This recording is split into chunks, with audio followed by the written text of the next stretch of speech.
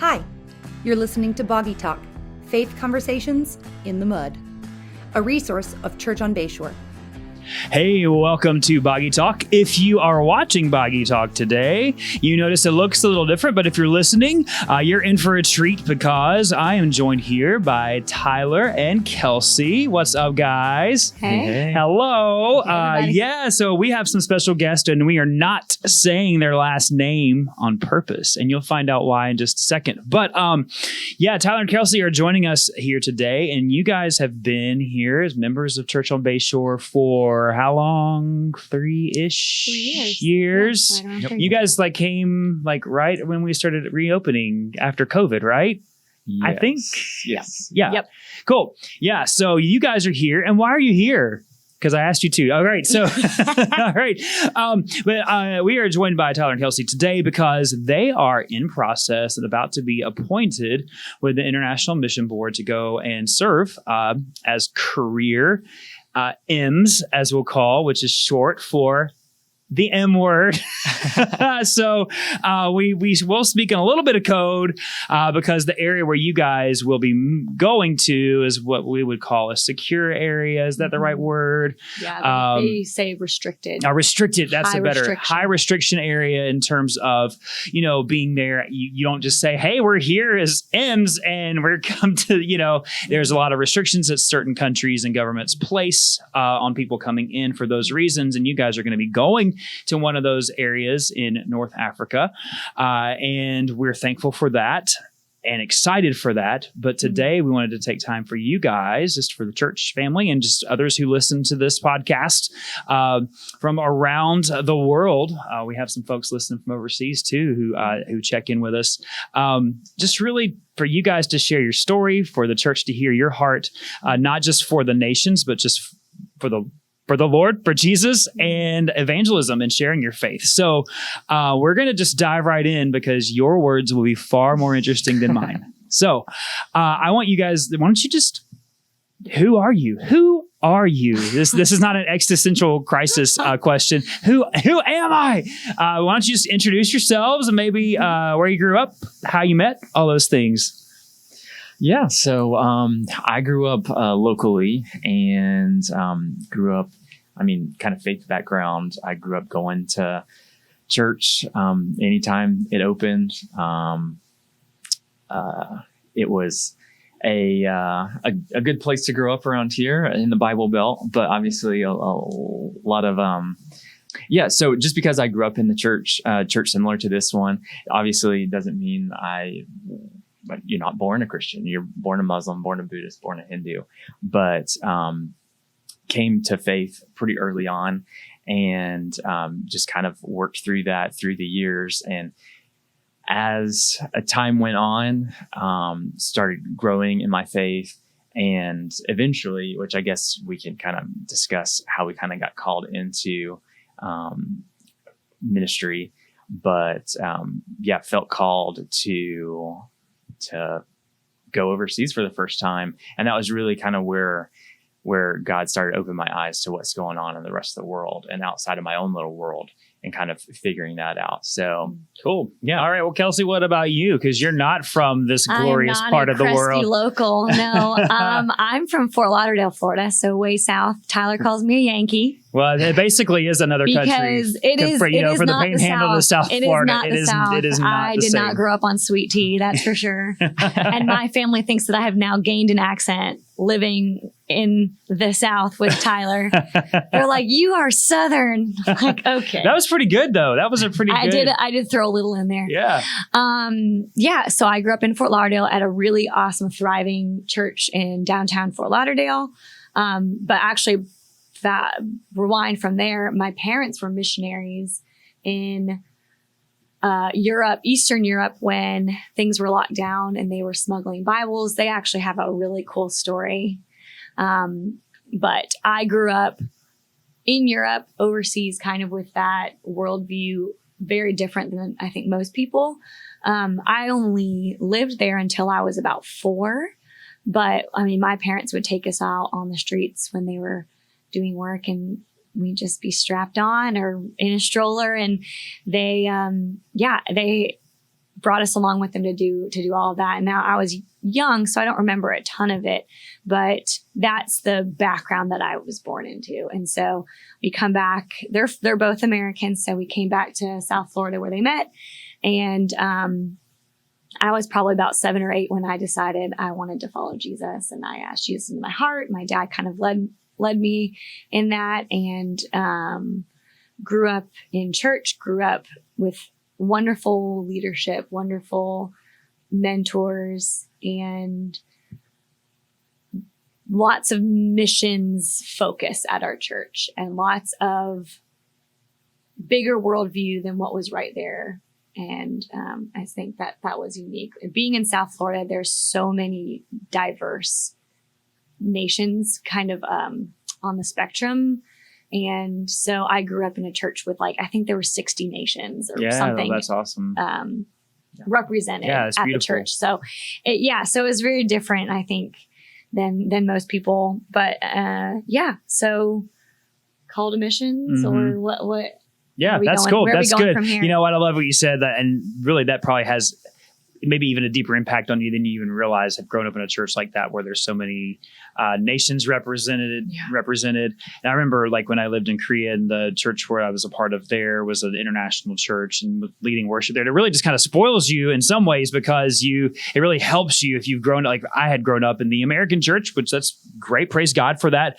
But then being able to be a part of a church that there's people from different cultures and backgrounds, and as best as possible, we try to, that's represented in the expressions of worship, and really a little bit of a taste of heaven. We would sing a song, and you'd hear people singing in their own language, their heart language, and beautiful things. So let's fast forward a little bit and talk about how you guys met, because everybody loves a good love story. So how did you guys meet growing up in very different parts of the state of Florida? Yeah, so actually, funny enough, we met going overseas. So we didn't know each other until the training process for going overseas the first time. So we both did 2-year terms. Kelsey was in Italy, and I was in Kazakhstan. And so at the training, it's 8 weeks process. And I saw her on the other side of the volleyball court for the first time. Unfortunately, she spiked that ball in your face. She's like, "Eat it, boy!" Actually, she doesn't even remember me being there. But that was the first time I met her. And you remembered. Yeah. It was a large group. It was a large group. There were a couple standout personalities, and Tyler was more of a background spectator at the time. That's funny. So that's where you met. Mm-hmm. That's cool. And so that was at the orientation, right? Yes. And so that you guys were in preparing to go serve 2-year, commitments with International Mission Board. What's funny is that's where you met, but because the IMB has some very strict rules for singles when they go over, especially fresh out of college singles, who are they're you cannot date, don't even think about it yet, because they're we're sitting you over here and don't complicate things. And here you guys are. Yeah. So is it what did things progress there? Did you keep in touch over the next 2 years, or was it we're just gonna wait and see? We're gonna pray about it. And so going into it, I was just of the opinion, as most singles were, okay, well, we need to be single when we start this, because that's what they've asked us to do, and then we'll just be single for the next few years, and just knowing that going in. But once we actually got to the orientation process, and they're okay, look around, everybody's here, everybody's committed to going overseas, so maybe free for all. Yeah. So then they sort of opened it up. So we definitely kept in contact. We would FaceTime once a week, something like that. It was interesting knowing that we're going to be apart for 2 years. So we have kind of this marathon. We're going to make this work. So, and we didn't want it to be a distraction, and I don't think that it was. We kept in touch. Yeah. Weekly FaceTime. Met, texting once in a while, but we had a 5 or 6 hour time difference. So makes it difficult. Yeah. And you're both in ministry mode. We were doing ministry, and it worked. And some supervisors were a little strict about people seeing each other on the field. Luckily, ours were very understanding and allowed us to see each other every 6 every months. 6 months. Oh, So there you it go. was That's still very it was understanding, right? it was still a really long time to go between, but it was good. Yeah. It But worked. what's true is that like, and people don't know this necessarily about missionary culture, but like, if your supervisors are married, they're like are super giddy about this happening because they like kind of treat journeymen oftentimes, or the shorter like older children. You get kind of, and it's a cool thing because you need that kind of family atmosphere. But it's kind of like they're behind the scenes going, "I can't wait! I'm so excited for you!" Yes, exactly. So I'm sure they were like, "Yeah." So then you guys come back to the States and you got married, and then you were in North Carolina for a little bit, and then you moved back here to this area during COVID because of all that. So that's really what we're going to pick up, because as we're looking now to the future and God calling you back to the nations, this time as a family, you have a kid. So it's going to be a different experience. I want you guys to share really what has that been like? When did you sense this desire? Some would say it's a calling. Some people I think say I'm called to the nation. Some people say, well, I'm just obeying. I feel like God's laid this on my heart. And I need to obey. And what's it been like for you individually and then together now? No, I can start. So I was actually on a college mission trip to Nicaragua. Our church had a partnership there. And I had gone many times, every summer at least, sometimes spring break. And I was on a trip, and our college pastor who was with us looked at our group of maybe 20 college kids and said, I just feel like God is calling some of you in this room to full-time missions. And I knew at that moment it was me. I knew I was like, I don't know who else does, but that's me. And I knew it, and I journaled it so that I would have that promise written down to remember. And I didn't know what it would look like. I always thought I would be in a Spanish speaking country because at that point I felt really good with my Spanish. So fast forward, I graduate college a year or two later and went into some other work and wasn't looking at missions yet. And few years later, I find myself applying to be a journeyman.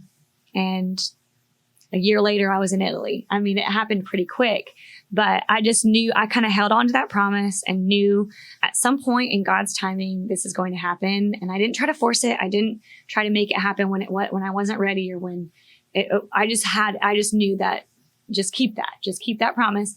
And so as a single going for 2 years, it's like, this is so fun. I'm going to Italy. I mean, I did not expect to go to Italy. Let's just say I was very prideful. I was trying to not go to Europe because I had been born in Europe and lived in Europe. And I was like, I'm going to go somewhere new and a new adventure. I'm going to go to Asia or Africa. And God's like, nope, you're going back to Europe and you're going to be in Italy, which I just didn't even know that was an unreached place, And it's an unreached, when you look at the numbers, it's crazy. But this time around, I think, and Tyler can expound on that, it's definitely a different feel. It's not as much an exciting adventure.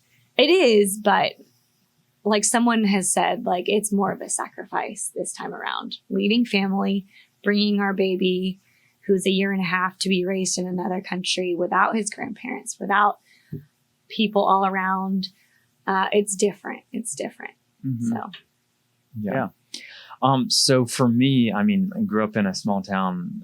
Kelsey had all this background with a church with, so many internationals. I don't know if you've been here long, but I know how long you've been here, but there's not a lot of internationals around here. I didn't grow up like traveling to Europe or going different places. I never had a passport until until I was 19, but and that was only because I started reading a couple different books, and God just started pulling me into this idea of like, there's more to life than what you're thinking. So I was in college and was just very much like, I got to finish my degree as fast as I can and get into the world and make a name, make money, make a career. And it was just like time out, reading Radical and reading The Insanity of God really just started pushing me towards like kind of a crossroads.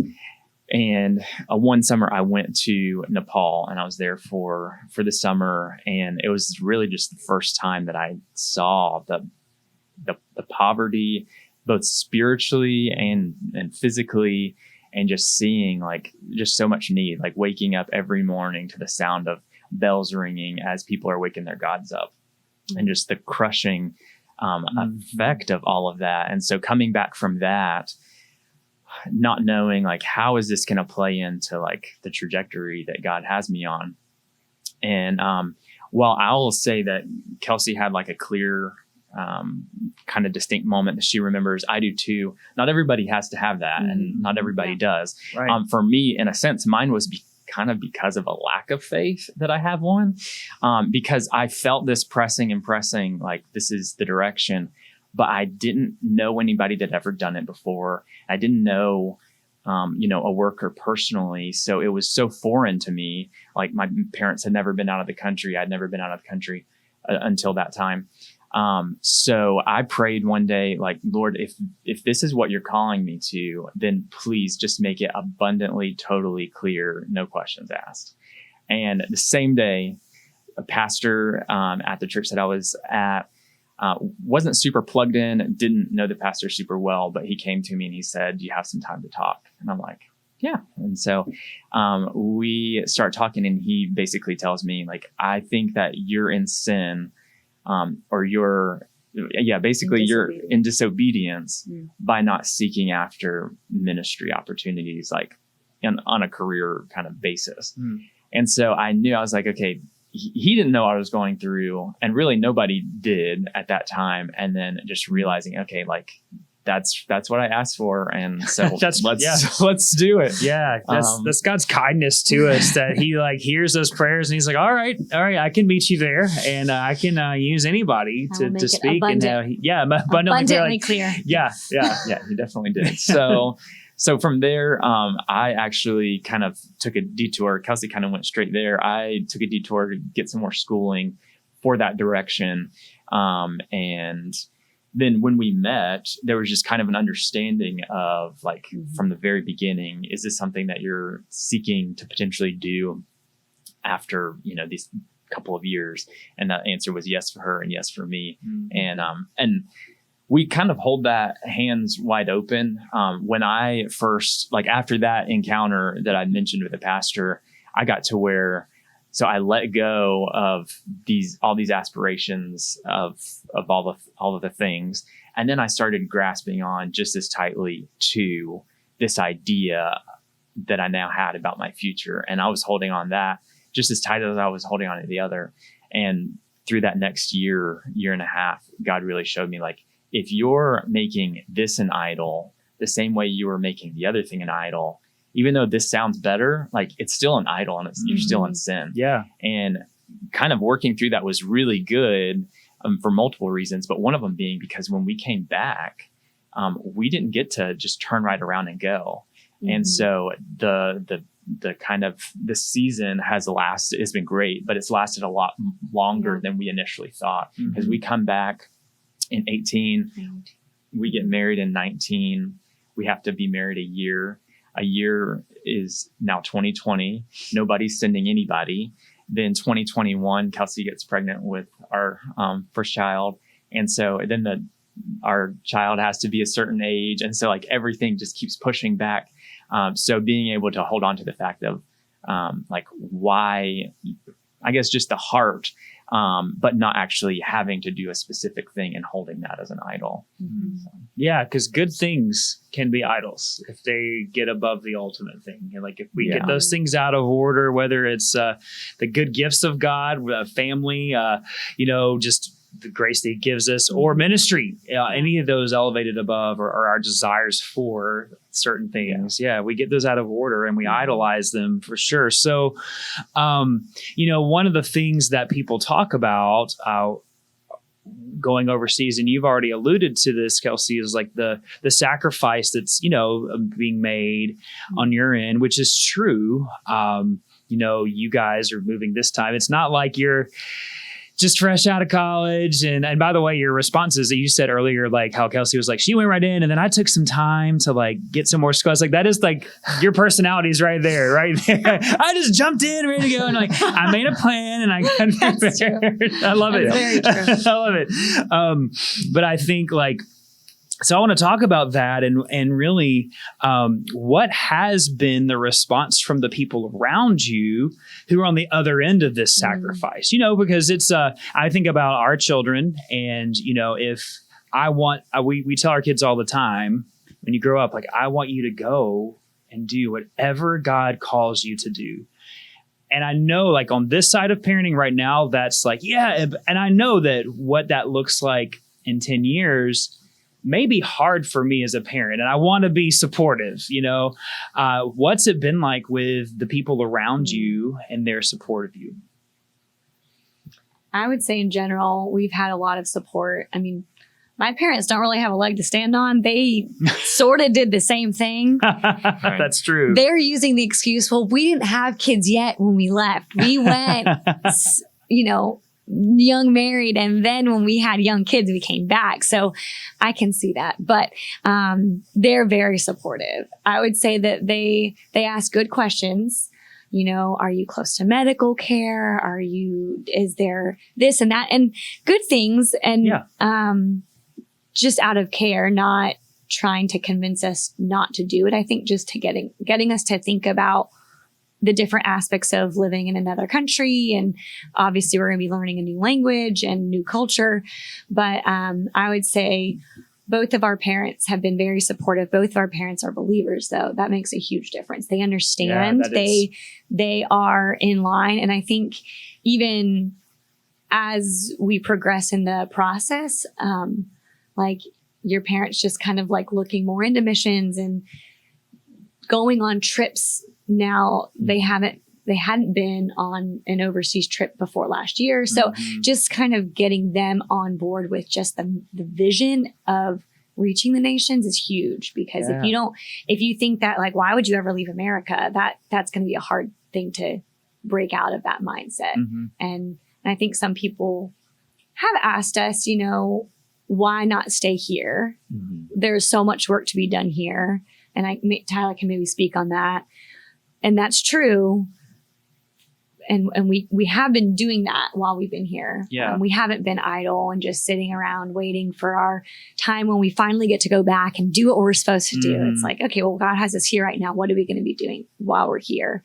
I mean, families have been very supportive, but there have been questions at times like, have you not seen all the lost people here? They're everywhere. And I'm like, yes, they are. And we have a heart for our own nation. But at the end of the day, a couple of things. God has laid this on our heart, for one. And for two, kind of inside of that is, while we can meet people, oftentimes when we're overseas, the difference is a lot of these people, they've never heard the gospel one time. They might not live in a context where they can find a Bible or where they can even research to find other believers. They can't just walk into a church and ask questions. So we have just this heart for really it's billions of people who, are born, live their whole life, and die and never have a gospel presentation. And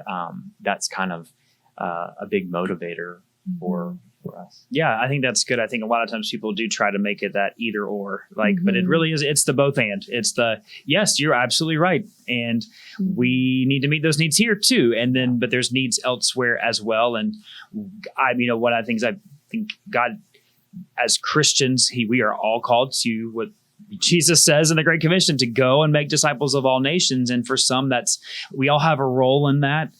We all have a piece to play in that. And for some people, they're never going to go to another country on any type of mission. And that might be okay. That doesn't mean they shouldn't have a heart, shouldn't pray, shouldn't sin, shouldn't give, all those things.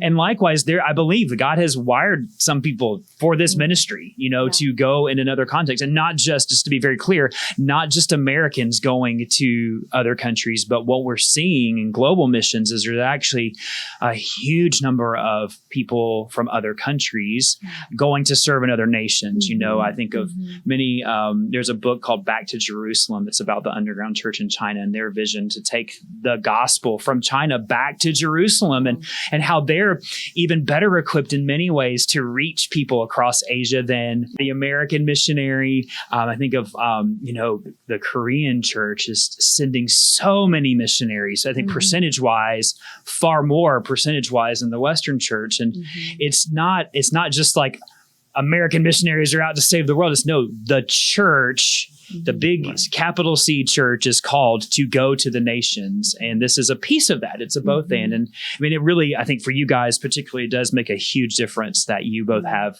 believing parents who are supportive. And also, I love how you said, like, God is using this in their lives to stretch them and grow them. Because no matter how old we are, we're not done growing in our faith. God isn't finished stretching us. And I think, I think your parents would probably attest to that. And your parents probably feel really differently about you going than they did about them going. Right. Just like me. I mean, I will probably, if that happens for your kids, I'll be the same way. I'll be like, what about it? Not like, I remember being like, see y'all, I'm headed. Like, what? Never been out of the country, but I'm leaving for 2 years. Like I knew everything. And I did not know everything. But, I really appreciate you guys sharing that. So, and we're going to talk a little bit more about evangelism here in the States, but I want you guys to share just what are you going to go do? What's it going to look like? I think a lot of people are curious about that. And I think because when we hear the word "in," when we hear about going and, the goal of all of this, no matter what kind of physical or tangible needs a missionary I just said the word, I'll have to go back. No matter what physical or tangible needs an M is trying to meet, the end goal is evangelism and church planting. And I remember when I first went overseas and they're like, we're looking for some church planters. And I was like, I can't do construction. I can't do that. That's all I knew at the time. That was my vision of what that was. It's not what it is at all. And I mean, it may involve some construction. And now I've watched a lot of YouTube videos renovating our house, so I could probably do a little bit of it. But I think, there's just this misconception about what it looks like, but that is the goal. And so where you guys will be in North Africa, what is it going to look like initially and then long term? So where we're going, it's not legal to share the gospel. There's no need for us to have any construction background because we're not going to be able to build anything because the legality of all of it. So really the focus for us will be getting into the country, and we'll have a platform, a reason for being there in the eyes of the government. But we're really there to meet people, to live everyday life, and to be able to share the gospel. And, we go to the parks and do our hobbies, normal things in the context of the context, as long as they're appropriate there, whatever the case might be. And just live life and share what we're about and who God has made us and who God's, who he is, and just the truth of the gospel and the life that brings. So on a practical matter, so in the beginning, basically the idea is full-time work, trying to meet people and share, and then full-time language. And then after a couple of years, as that pains me to say, once that is, like you said, a couple of years. Wow. So after a couple of years, when we test out of language, then the second piece becomes, doing the work and then also doing platform work. So the business that's there that we'll be working on, which is actually, it's a legitimate business that benefits the community, but we'll put more attention onto that. But in the beginning, it's just like meeting people and sharing and then learning the language and the culture. They say that a worker is not like fully in their stride until year 7 with language and culture and all the rest. So that's like pretty intimidating, but that just shows you how much there is to learn. Sometimes we'll be like watching a television show or something, and a statement is made, and you're like, there's like a joke made about how somebody interprets that, and it's like, yeah, an adult could do that, much less a child or somebody like us that's learning the language for years, those nuances, but trying to get that language deeper so that we can go deeper in conversation and relationship. Yeah, and that'll be a huge thing that we're lifting up for you guys is the language acquisition, because that's a big undertaking because you're not just trying to become functional in the language. I mean, you're trying to become fluent, as fluent as possible, to communicate as well as possible. And what I've found is that what I've experienced, not because I've been able to do this, but I've witnessed it just in our partnerships, is that the more fluent you are, the more respect people have to listen to you, because they understand that they recognize that you care enough to speak to them as fluently as you possibly can. And they recognize that. And so we will definitely be lifting that up for you guys. So what, as you're raising a child, maybe more in the future, Lord knows. I know that's a desire, you guys. Like, what does this look like as a family? I mean, and I know that you guys don't know everything, but you also have people ahead of you in this walk who have shared with you as best as you know. What's this going to look like for your family? I don't even know how to answer that. That's a great answer, actually, right there. Because if you don't have high expectations, you can more easily go with the flow. And that's a huge part of doing overseas work is flexibility, and sometimes, and when we first get there, our job is going to be language and meeting people. And after that, it could go in a lot of directions. So we could continue their platform work with teaching, or we can start our own business and kind of start our own platform. Things can kind of shift really quickly, but I mean, they encourage you to dive into the culture, put your kids, if you can, in the local schools, have them meet local kids, try to get together with the local moms. In our context, the women will be with women and the men will be with men. So I'll probably get together with moms and women and maybe do park hangouts. It's probably more similar to life here than many people would think. We're not in the Sahara Desert, sitting on blankets and camels surrounding us. We can maybe get there somehow, but I think it will look like normal life. Let's go get coffee. Let's go get, tea or whatever it is there and talk and just get to know each other and play games. Games. We're going to try to bring some of our culture to people. People want to hang out with Americans in most places and learn from them. Because they're curious. They're curious, not because we're better or superior. And you think about a note on that. It's so much of it is because their only familiarity with American culture, for the most part, is what's exported in the movies and media, it is not positive. And so there's a lot of curiosity just about, in sports culture, all those things that we export in our media. Which is, everything can be utilized and redeemed for the glory of God. And so having those opportunities. Yeah, that makes me think, when I was working in the country that I was in, so many people associate all of that stuff with being American. And then they're also told that America is the Christian nation. And so they put those together. So from their religious perspective, they're like, you guys are evil. And it's like, okay, well, I can see why you would think that if you put Hollywood and put a sticker of Christianity on top of it, and you're like, yeah, that's pretty evil. So breaking down what it means to be a believer, follower of Jesus, and then kind of starting, honestly, a blank slate is easier to start with than that. And most people are getting that because, like you said, we export so much of our Hollywood stuff. I think what you're saying is oftentimes America is viewed as a Christian nation. And so these labels get intertwined and they're like, you guys are just crazy. And they have, I would say the illegitimate reasons, but legitimate rationale for that because of what's exported. And so just being mindful of that. And and Kelsey, you said it, a lot of your life will just look like what it looks like here. Yeah. And I want to talk about that, but we're going to do that next week. So we're going to pause right now. And by next week, I mean, we're going to pause and we're going to break this into 2 parts. And we're going to talk a little bit more about evangelism and personal evangelism and what that has looked like here. And you don't want to, hey, if you're wrapping up this week's episode, let me tell you, you want to pay attention to this next episode that's going to come out next week, because I've been so encouraged by you guys and the ways that you have done this here. It's been challenging to me, even as we were meeting and praying for folks. I was like, yeah, I got to be more like Tyler in this, and be so that's a wrap for this week. We're going to continue the conversation next week.